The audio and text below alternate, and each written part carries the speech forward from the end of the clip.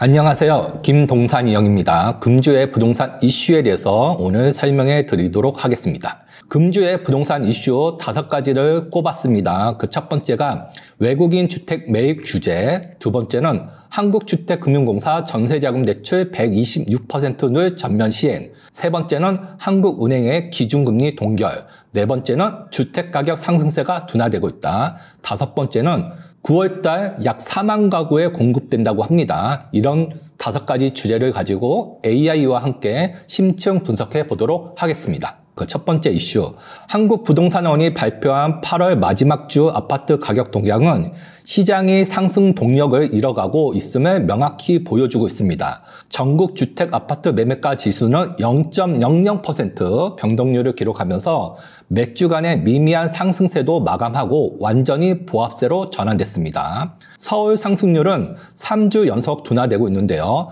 전주 플러스 0.09%에서 플러스 0.08%로 축소되고 있습니다. 여전히 상승세는 유지하고 있긴 하지만 추세는 명백히 하락세를 보이고 있고요. 경기도의 아파트 상승률은 플러스 0.01% 미미한 상승률을 기록하면서 사실상 보합 상태라고 봐야 될 듯 합니다. 그리고 인천은 마이너스 0.02% 변동률을 기록하면서 하락세를 이어가고 있고요. 하지만 전국 평균 수치는 지역별, 단지별 나타나는 극심한 양극화 현상을 눈을 가리고 있긴 합니다. 서울시 내에서도 송파구는 무려 0.2% 상승했고요. 성동구도 0.19% 상승했습니다. 경기도도 안양 동안구나 과천시도 0.2나 0.18% 상승했고요. 반면 평택시는 마이너스 0.13%, 파주시는 마이너스 0.11%와 같이 외곽 지역에 뚜렷한 하락세를 보이고 있습니다.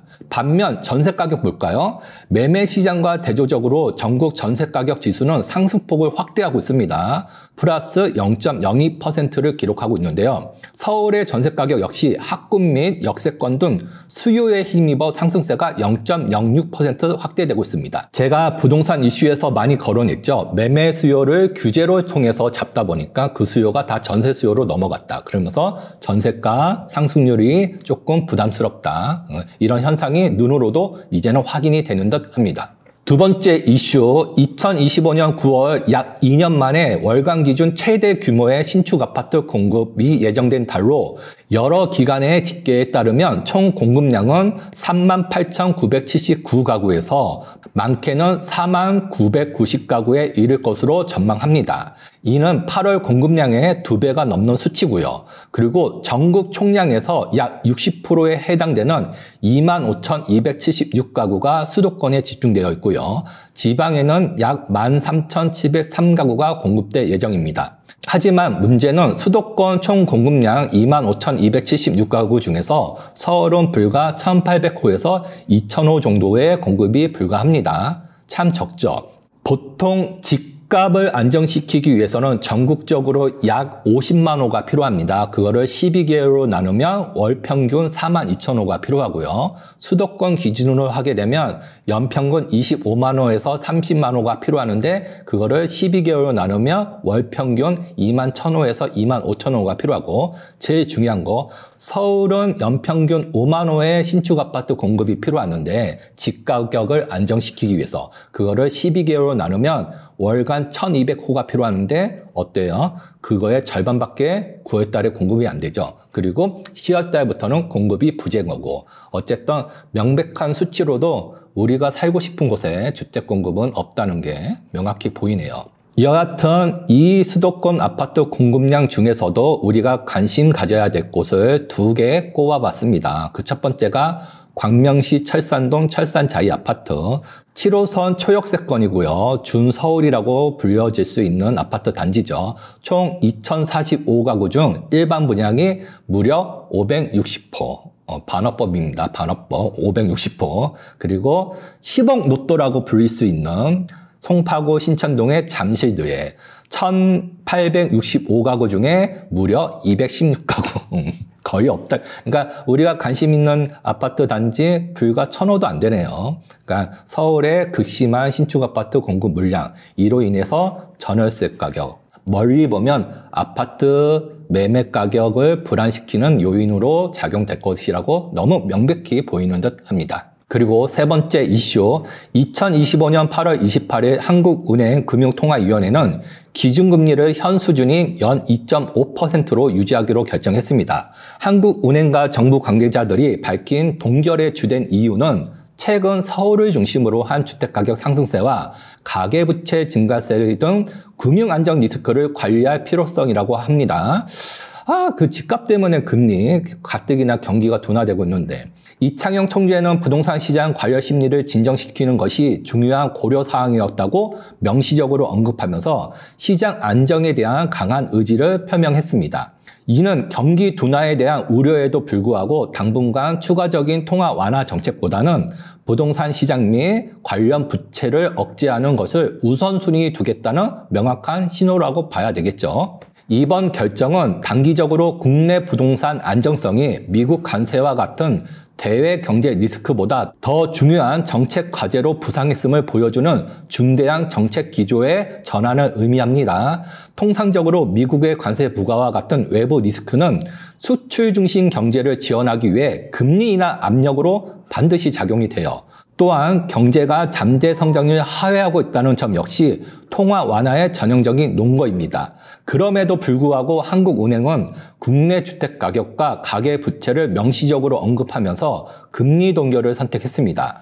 이는 국내 부동산 버블에서 비롯될 수 있는 시스템 리스크가 현재로서는 글로벌 경기 둔화 리스크보다 더 큰 위험으로 인식되고 있음을 명확히 보여주고 있습니다.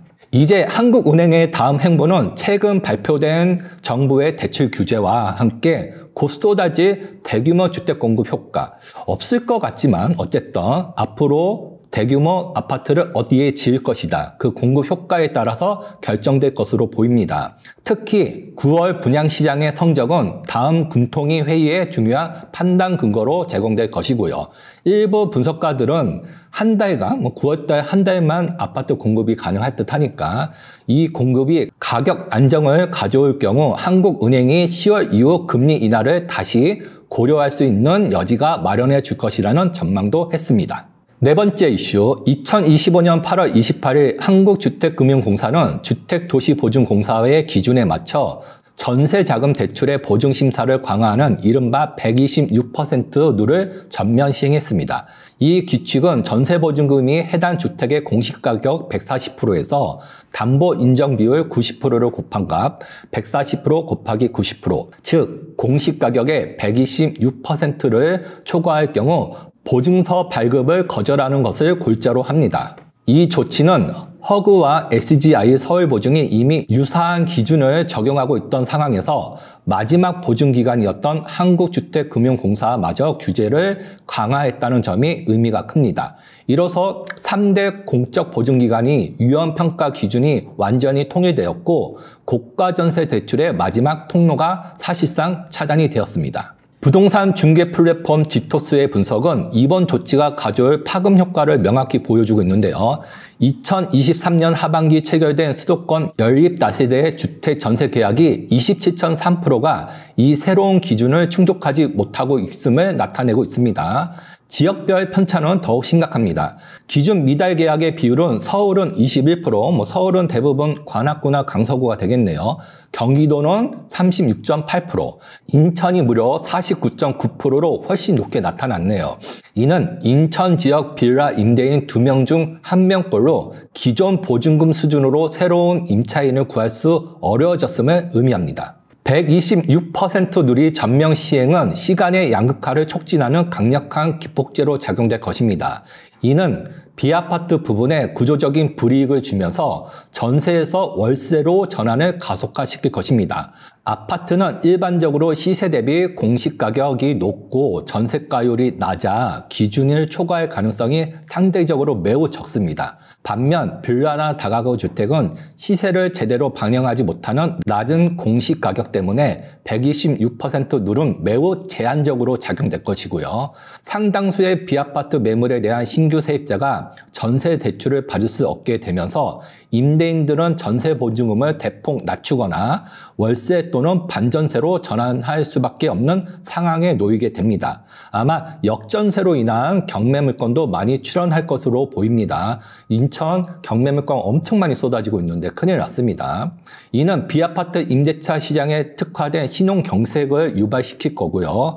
아파트와 비아파트 간의 선호도 및 안정성 격차를 더욱 벌리는 결과로 나올 것입니다. 어떻게 서민을 위한다고 하는 정책마다 항상 서민을 더 큰 피해를 주는지 모르겠습니다. 정책 담당자들은 이런 것들을 조금 인지했으면 좋을 듯한데 별 생각 없는 듯합니다. 마지막 이슈, 2025년 8월 26일 국토교통부는 외국인 비거주 목적의 투기성 부동산 투자를 억제하기 위해서 외국인 토지거래 허가제를 공식 시행했습니다. 이 제도는 서울시 전역, 인천광역시 7개구, 그리고 경기도 23개 주요시의 허가구역으로 지정하여 관리합니다.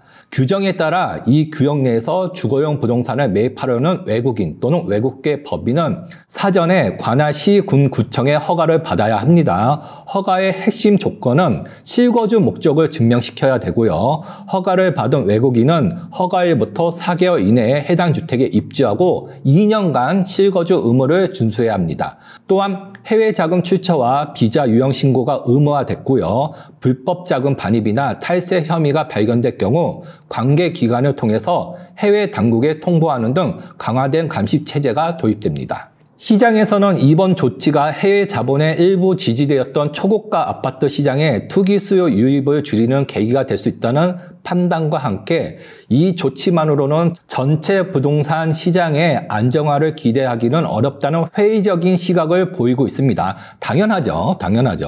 외국인 주택 거래가 전체 시장에 차지하는 비중이 크지 않을 뿐더러 일부 외국인이 서초 용산의 주요 지역의 고가주택을 전액 현금으로 매입한 사례가 시장에 영향을 미치는 것도 사실이긴 하겠지만 실제 대다수의 외국인의 거래량은 인천과 경기권의 빌라 및 다세대, 실거주 목적으로 저가주택에 더 집중되어 있습니다. 결국 최근 발표된 고강도 부동산 대출 규제로 인해 내국인과 외국인, 형평성 논란, 역차별 논란에 정부가 그럼 외국인도 똑같이 규제해줄게 하는 정도의 정책일 뿐 규제를 완화시키고 풀어줘야 되는데 그냥 같이 싸잡아서 규제해줄게 그 정도라고 판단하면 될 듯합니다. 마지막으로 이슈 5가지를 종합해서 2025년 가을 시장, 부동산 시장은 어떻게 흘러갈 것을 결론을 내도록 하겠습니다.